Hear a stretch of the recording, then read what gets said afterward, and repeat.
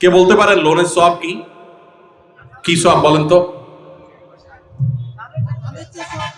মাশাআল্লাহ মাশাআল্লাহ। এলাকার মানুষ দেখা যায় বেশ কোরআন হাদিসের ইলম রাখেন। কোন কোন ক্ষেত্রে লোন বা হাওলাত দিলে দান করলে যে পরিমাণ সওয়াব হয় তার চাইতে বেশি সওয়াব হয়। এখন একটা প্রশ্ন ওঠে, এটা আবার কেমন? দান করে দেওয়া মানে তো একসাথে দিয়ে দেওয়া, লোন দেওয়া মানে তো দিলাম আবার নেওয়ার জন্য, তো সওয়াব আবার বেশি কিভাবে হয়?